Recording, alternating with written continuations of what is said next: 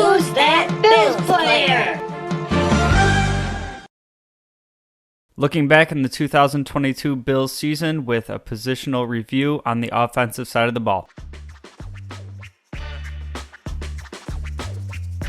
You're now listening to the Wandering Buffalo podcast with your host, Justin Godfrey.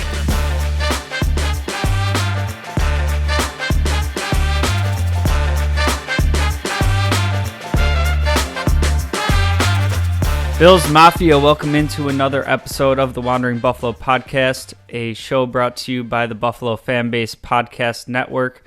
My name is Justin, and I will be your host today. This episode is brought to you by 26 Shirts. We've been working with them for quite some time now.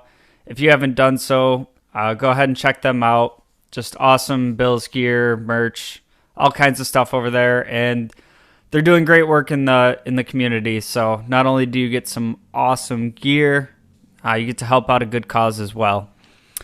Today's episode, we're going to be pulling a little switcherooski. If you listened last week, the original plan was to kind of look at free agents across the NFL and kind of create a wish list of players I wanted. Kind of took a step back and realized that I'm getting a little too giddy for the off season. I mentioned, rest or construction is one of my favorite parts about football. So, while I do love watching the games being played and hoping for Super Bowls and all that, the whole process of how we get the roster to where it is when we start the games, I absolutely love. So, got myself really excited for, players that are going to be available and, creating the wish list of who I would love to see in that Buffalo Bills blue.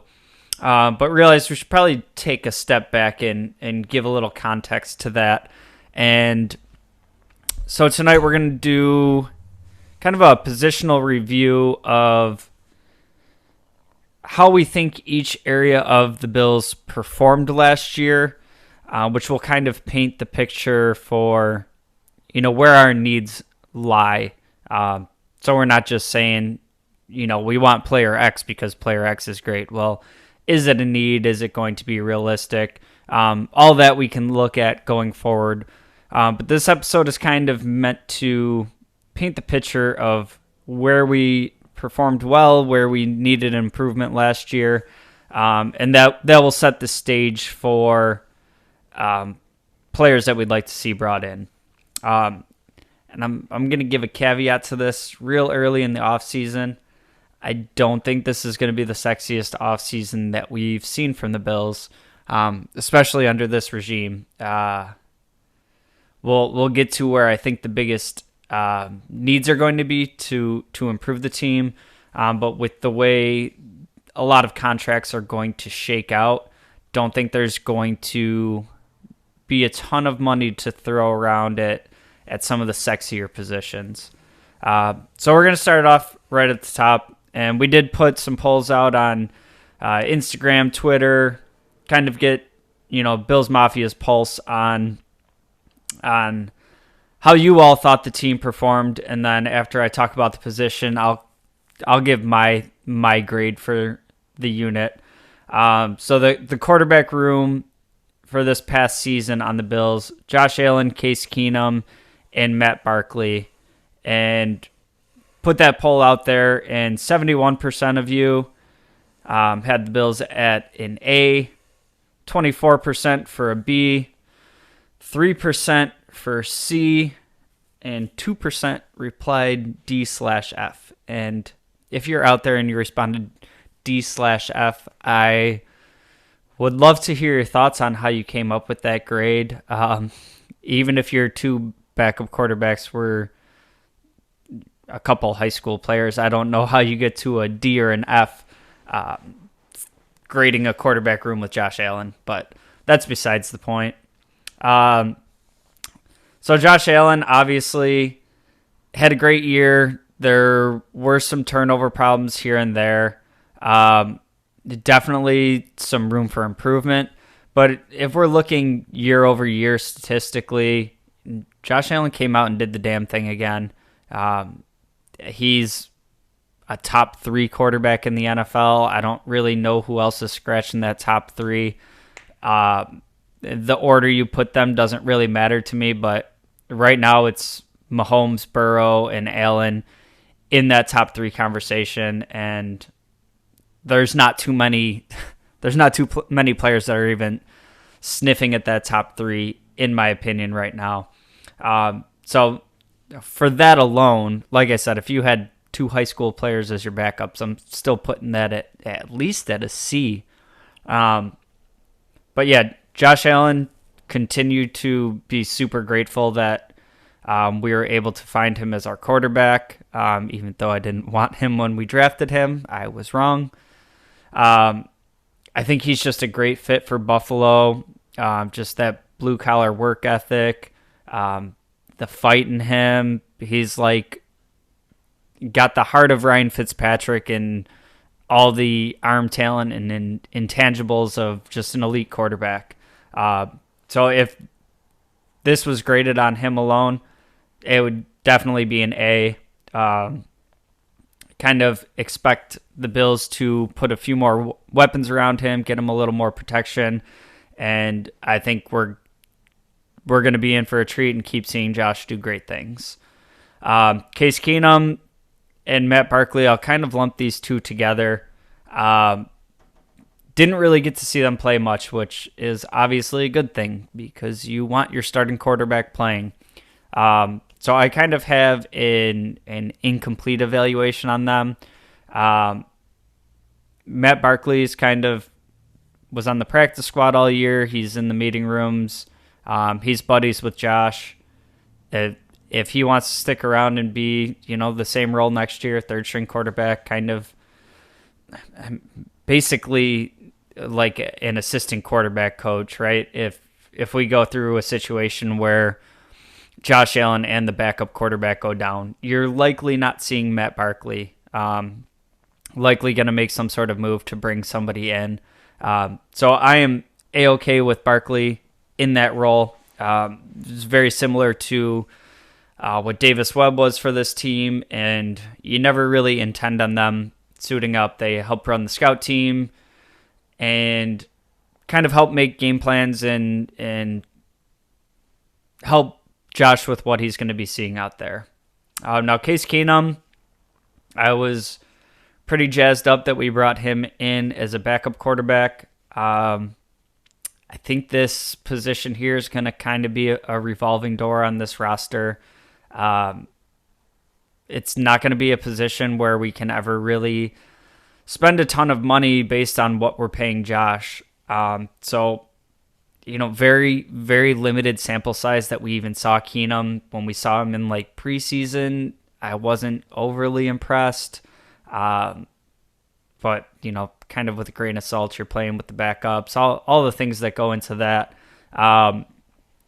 If he wants to be a low-cost option to come back for another year, fine with that.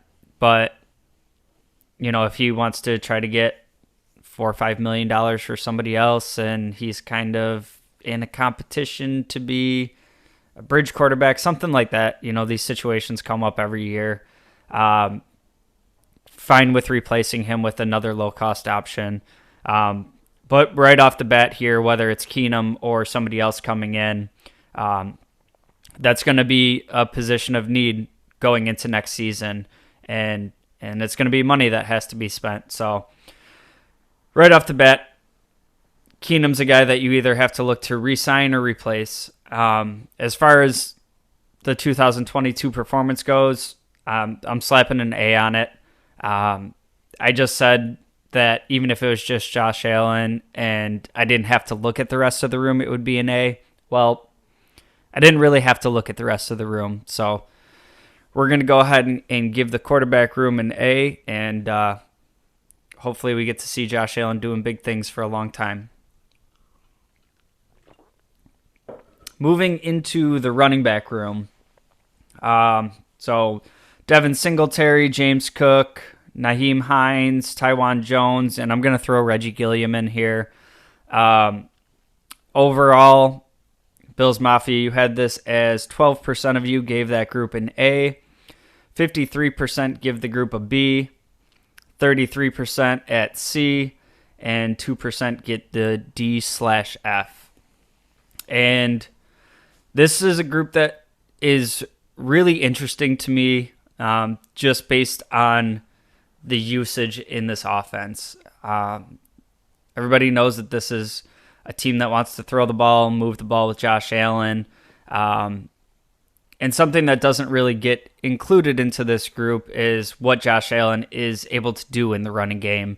And I think that's part of it for me when we kind of see lower running back numbers. Well, you also have to account for, there's a finite amount of plays in a game, and if you call 8 runs for Josh, that's 8 touches that somebody else isn't getting. So in this group, we have Devin Singletary, who I've been very pleased with as a Bill over his tenure here. He is a free agent this offseason, and honestly, as much as I love the guy, I'm not a big fan of paying running backs unless you get into that, like Christian McCaffrey tier, but then you're paying them, like the $12-13 million. There's a lot of injury that goes into the position. There's just a ton of guys, and I think when you get to this level, it has an awful lot to do with the offensive line in front of you.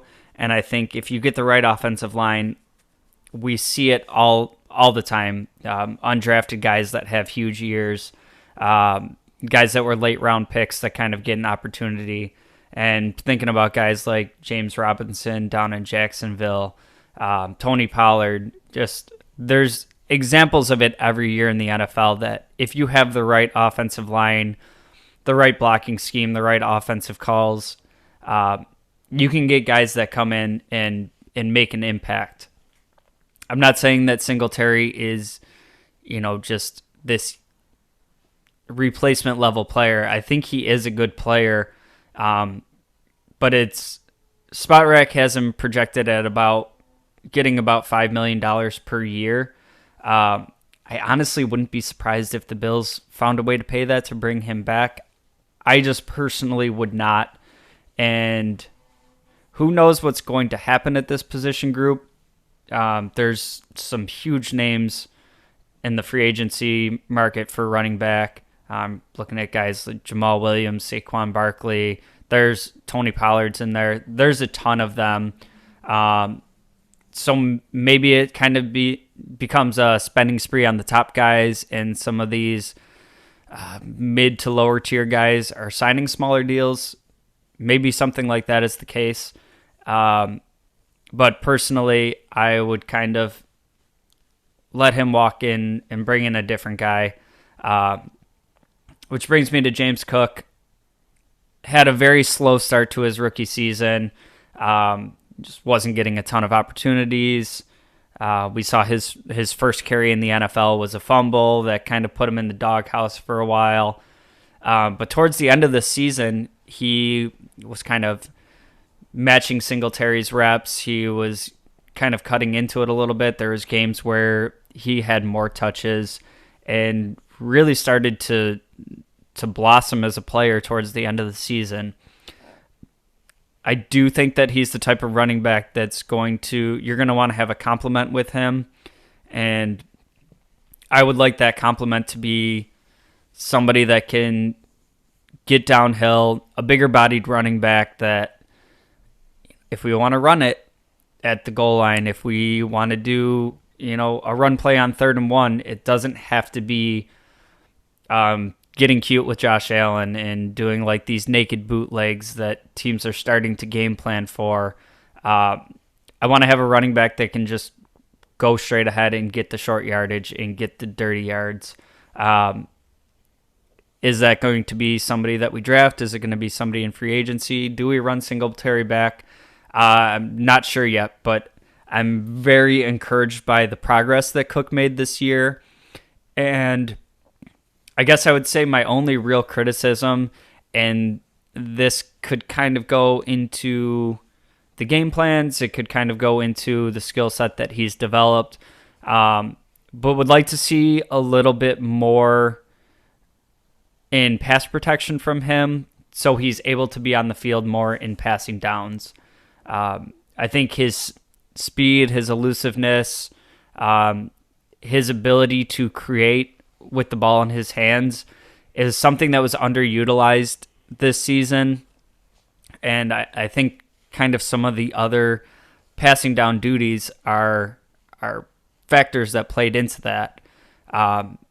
This is the type of guy that I see having kind of a McCaffrey role, Kamara, Saquon Barkley, where not necessarily saying that he'll get to that tier, maybe not necessarily saying that he won't. But his ability to make people miss, his speed and space, that's the kind of guy that if you have him as a check down option, he's got to be involved with the passing game or you're kind of wasting his skill set.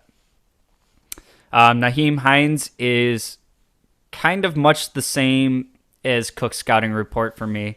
Obviously brought in a ton of value for special teams, but also a running back with that pass catching skill set that wasn't really utilized. And after we got him in a trade, there was a few weeks of, we're assimilating him into the offense, yada, yada, yada.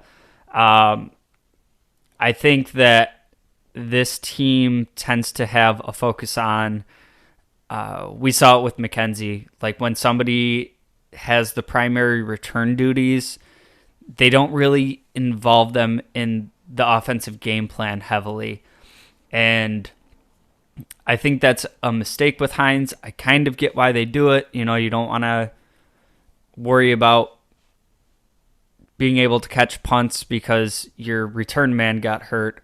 But the ability that Hines has to be a dangerous weapon in the passing game is kind of what I think we all thought he was brought in for. And then we didn't really see him get a ton of usage. Think he has some weird stuff going on with his contract that he has like a $5 million base salary, no guaranteed money. I have to get the exact details on that. But also if he could fall into the category of kind of a cap casualty, or we could restructure that contract to clear out a little bit of space there if we want to keep him around. Personally, I would like to see him kept around. I don't think we really got to see what his true potential is in this offense.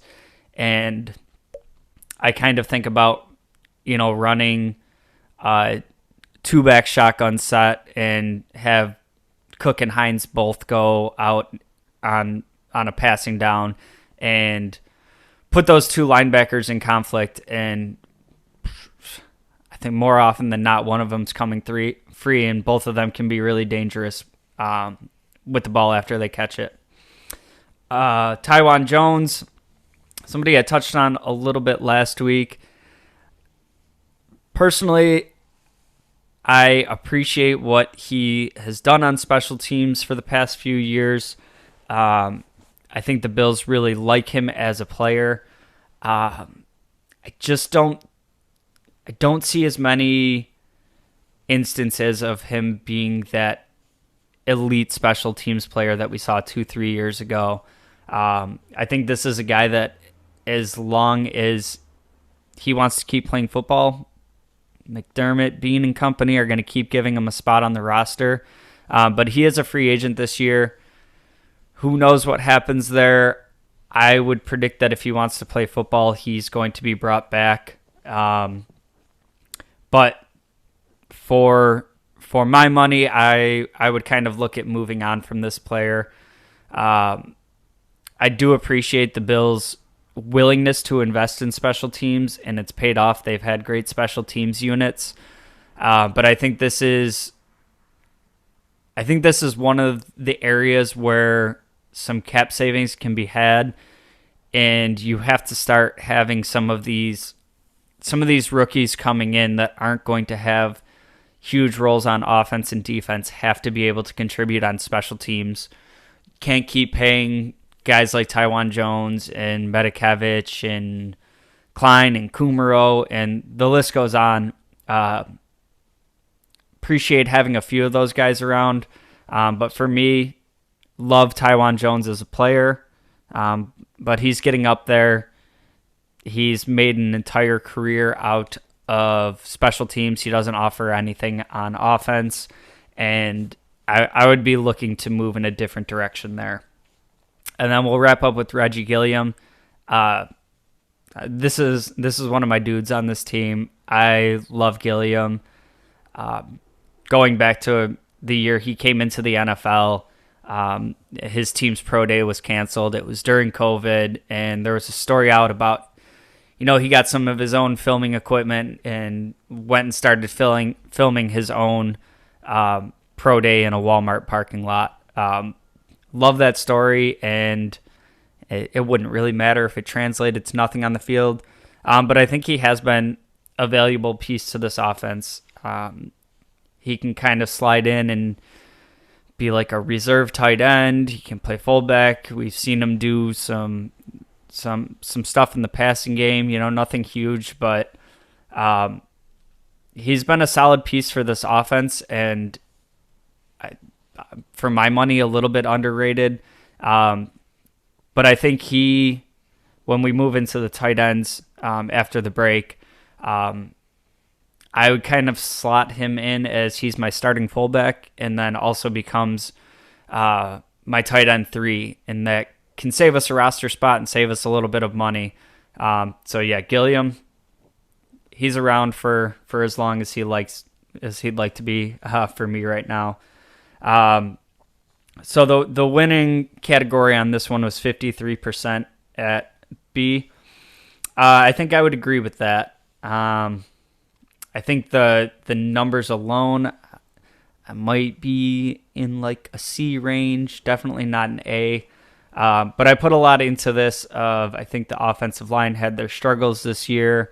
I think there was some lack of opportunity for the running backs. I think Cook came on a little bit slow, and if we're looking at the whole season, he would bring that down a little bit, but also the progress was made throughout the season. So I have a lot of confidence in Cook going forward. I would also put this at a B, and I think depending on who's added to this team, this could be a group that easily shoots up to an A next year. So looking at the poll for the offensive line here, we had 4% of you give the group an A, 64% at a B, and 12% of you at a C, and 1% at a D or an F. For my money here, I would put this group at a C. I think there was times that they played in like the B range, but overall there was just a lot of inconsistency. There was a lot of opportunities in the run game, and I think blocking for Josh Allen has its own set of challenges because he's holding onto the ball longer than a lot of quarterbacks. But I think it also, Josh Allen makes that line look better at times by being able to keep the play alive and escape a couple sacks and really be able to come out of some of those situations making plays where most quarterbacks would have been sacked almost immediately. This is a spot that is kind of challenging to me. Again, not the sexiest area that we talk about, but also a ton of free agents here and some questions along the starting line to begin with. So obviously Deion Dawkins, we have Roger Saffold as a free agent, Mitch Morse, Ryan Bates, Spencer Brown, David Questenberry, Bobby Hart. Both of those guys are free agents, as well as Van Roten and Butker, both free agents, and then Tommy Doyle. And for me, this is the biggest spot on the roster that has question marks to me. There's some guys that we love here, but just moments in the season where they were very underwhelming. Saffold was a guy that I was very excited to bring in last season, and I just don't think he lived up to expectations at all. I know he's a little bit older. As a free agent, I'm not rushing to bring Saffold back. I would explore different options there. I think at times we saw Dion Dawkins look like he was struggling a little bit, and it wasn't what we've been used to seeing from Dawkins, and I think that has something to do with Saffold being next to him and kind of struggling. Mitch Morse, absolutely love the dude. His name has been tossed around a lot, as it has been for the last couple of years of, he's getting a little bit older, has a good cap number. Could that be somebody that could be a cap casualty? For me, I think we already have enough questions along this line. Mitch Morse has been consistently good. He's a leader of that room. He's helping Josh Allen with the line calls. Maybe a year from now we could explore that. But for right now, I think at the two guard spots, they're very upgradable positions, and I don't want to create a third space that needs to be upgraded when we're talking about a team that has legitimate championship aspirations, retooling 60% of the offensive line on the fly doesn't sound ideal to me. Even if you were to bring in, a couple blue chip drafted guards, you never know how that's going to, there's no such thing as a sure player in the draft. You don't really know how that's going to shake out, and they're going to take some time to gel. So keep Morse around for me.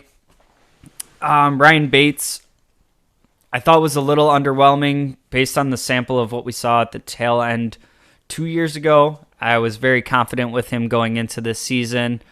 I thought he was okay. I thought he had some good games, some bad games, but the consistency wasn't really there for me.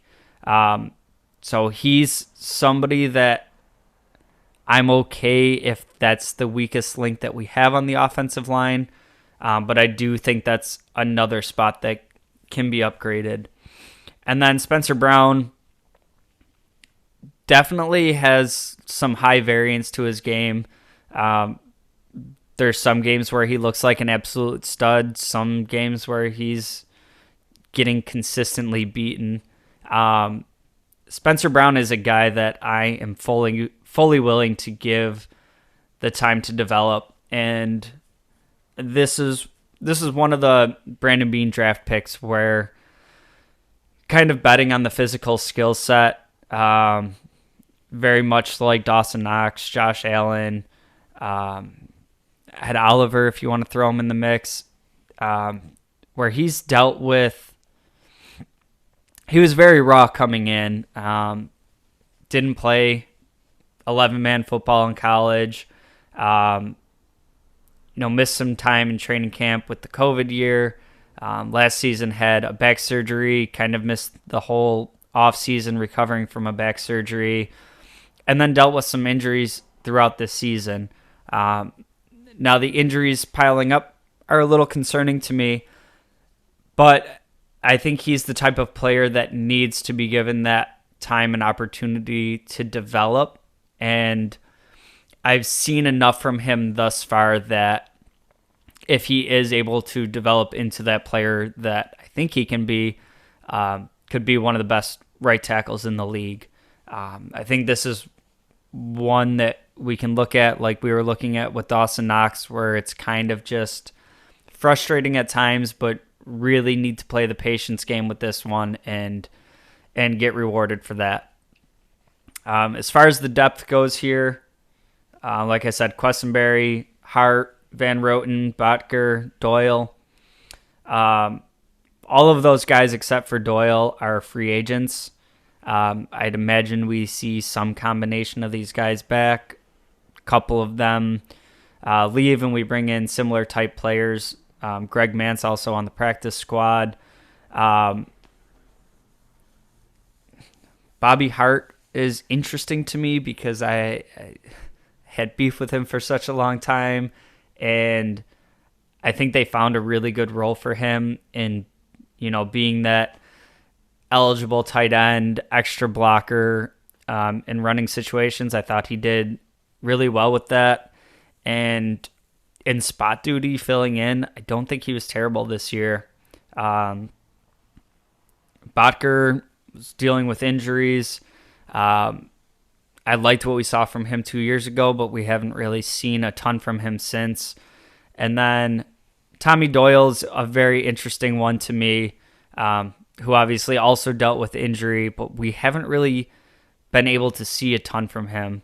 He wasn't a high draft pick or anything like that. I'm not expecting him to crack the starting five, but is he somebody that we could count on as a depth player, or is that another position that we have to improve? Because as it stands right now, we only have 4/5 of a starting offensive line, and then the entire depth of the offensive line, for all intents and purposes, is also not locked up. So I think it's kind of a good and bad thing that there's a lot of decisions to be made here, because I do think this is the position unit in the team most needing of an upgrade to me, and the way the contracts are shaking out, they're going to have no choice but to explore their options there. So we'll keep an eye out for what kind of moves are being made there.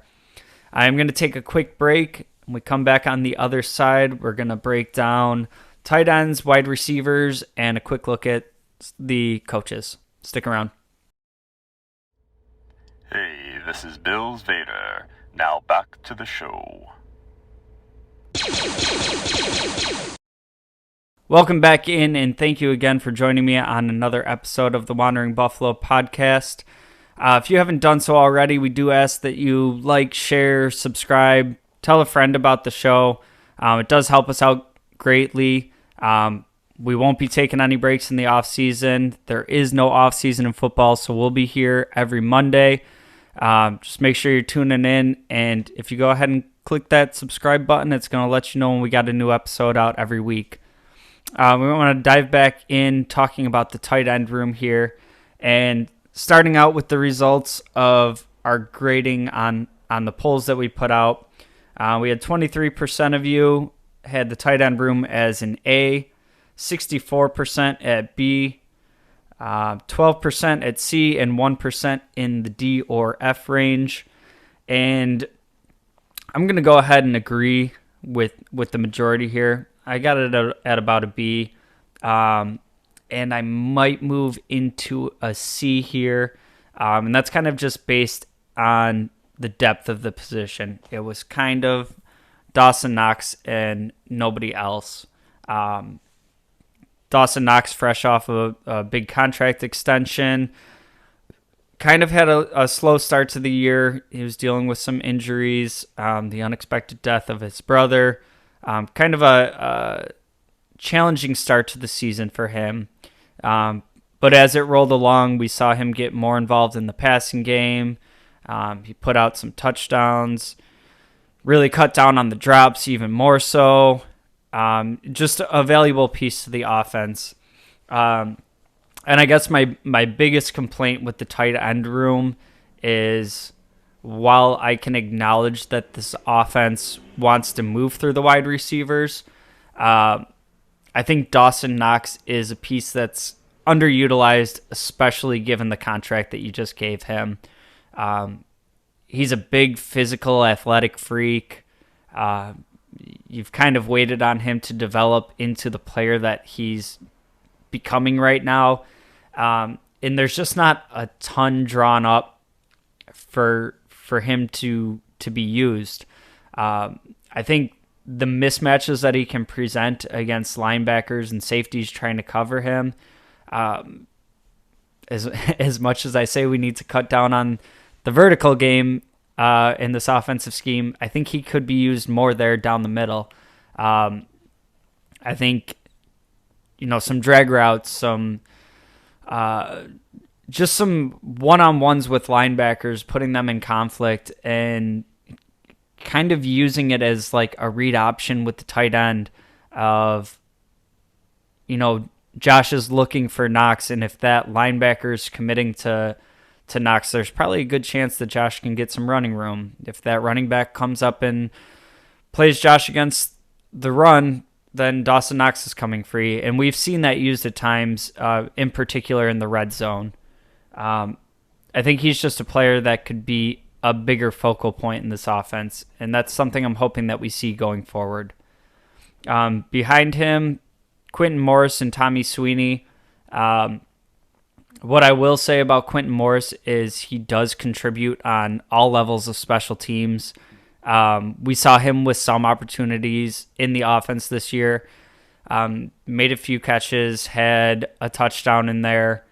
I've been encouraged by the growth that he's shown, but I don't see him as kind of that bona fide tight end 2.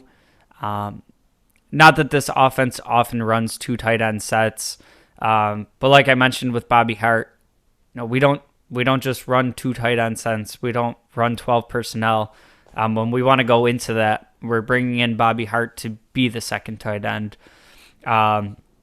This is a position where I would be interested in bringing somebody in that's more of a true tight end 2.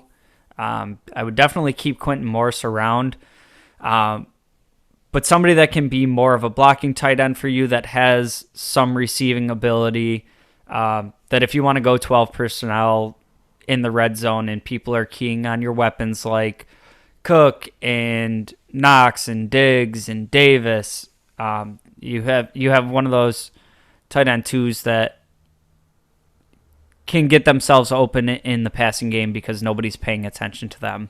How we saw this work for years with Lee Smith. He would get those occasional touchdowns, or, occasionally he'd just be running like 3 miles an hour in the open field, just rumbling into people. I think that's a type of player that could really help this tight end room. And then Tommy Sweeney, he is a free agent. As far as I'm concerned, it was great seeing him, overcome the myocarditis from having COVID. It was a great story. It was great that he was able to get back onto the roster. But Quentin Morris was an undrafted free agent, was able to beat him out for that tight end 2 spot. He spent most of the season, a healthy and active. It's been fun having Tommy Sweeney around. I was rooting for him. But I think that's a player that you could easily move on from. And then last but not least, position-wise, the wide receiver room. Obviously led off with Stephon Diggs, Gabe Davis, Khalil Shakir, Isaiah McKenzie. And then down the stretch here, we added in Cole Beasley and John Brown back into the mix. And then Jamison Crowder and Jake Kumaro, who spent most of the season injured. I think the top names here are pretty obvious, and we'll go to the poll before we get into it. 51% of you had the position as an A, 44% as a B, and 5% came in at C. And I think I would fall somewhere in like the B- range. I don't think I'm quite willing to go C with a group with Stephon Diggs on it. That gives you an automatic boost. He's an absolute stud. But I think it's something we talked about all year, that we weren't really getting enough production from the ancillary weapons. I was encouraged by Khalil Shakir his play down the stretch. Somebody that I was hoping to see more from all throughout the season. I think that was kind of a missed opportunity because he was getting... It's not that he wasn't getting his snaps throughout the season. He just wasn't really targeted all that much and getting a ton of opportunities. down the stretch, he starts getting his opportunities, and we saw, some rookie pains in there and whatnot. I think that's something that could have been mitigated a little bit by having him have more opportunities throughout the season. Gabe Davis is a player that I continue to love, but I think we kind of, and I say we here, organizationally, I think we put too much faith in him being able to take a step and be a true number 2 receiver. I think that's an area where this team can improve, and I love having Gabe Davis around in a wide receiver 3 or 4 role. For how much this team loves passing the ball, I think Diggs is the only receiver on this current roster that was able to get just consistent separation and consistently be open. Gabe Davis is great with that down the field, off script type of play, and I think that type of player can thrive with a true number 2 on the outside. Defenders, their top 2 cornerbacks got to pay attention to Stephon Diggs and whoever that other guy would be, and it kind of leaves Davis open to make those secondary plays. Now, what that means for his contract going forward, he's still on his rookie deal. I think he's going to be a player that probably down the line we end up losing because somebody's going to see his playoff production and want to take a chance on him, giving him a big contract. That's something that we can deal with in the future. But for the more immediate need, I think we need to bring in somebody that's more of a true number 2 receiver. And I don't think that you're going to be able to do that through free agency, just with the price tag on receivers right now. I think this is a position that needs to be attacked early in the draft and really try to go out and bring in an absolute stud. And I know it's fresh in my mind, but I think about an offense like Cincinnati's that's got Jamar Chase and T. Higgins, lining up opposite each other. Well, for these type of game plans where teams' defense is committed to taking Diggs out of the game, if you're taking Chase out of the game, okay, well, now you have to go deal with T. Higgins, playing one-on-one. And I think if you can introduce that into the mix, then it's going to create the opportunities for a Shakir, a Davis down the roster. Isaiah McKenzie is a dude that I absolutely love him as a person. I'm all set with him on the Bills. I think this was similar to the Gabe Davis scenario where we kind of expected him to, get more playing time and be able to consistently produce based on small sample sizes. And I think this year was pretty good evidence of Isaiah McKenzie is who he's been the entire time he's been in the league. He has some electric plays. He's fast. He can make people miss. He's good in the open field. He's got the small catch radius. He's had some drops this season. He's had some ball security issues over the course of his career. In particular, seeing him trying to come in and replace what Cole Beasley did for this team, I think it was asking an awful lot of him, and I feel like we missed the mark on that one. So I think we do need that consistent slot player that can get open underneath. I think we were really missing that this year, and it led to a lot of the shot plays on like 3rd and 3, 3rd and 4. That used to be, to quote Circling the Wagons podcast, that used to be 3rd and Cole. He was always open. You give him an option route, and it really helped keep the chains moving and keep this offense on schedule. Now, I do think Jamison Crowder was brought in to fill that role more than it was expected to be McKenzie. Is that him going forward? It's hard to say with Crowder because we didn't see a ton from him. It seemed like early in the season, him and Josh weren't really on the same page, and then obviously suffers the injury, ended his season. Do they bring him back for another 1-year deal to see if he is that guy?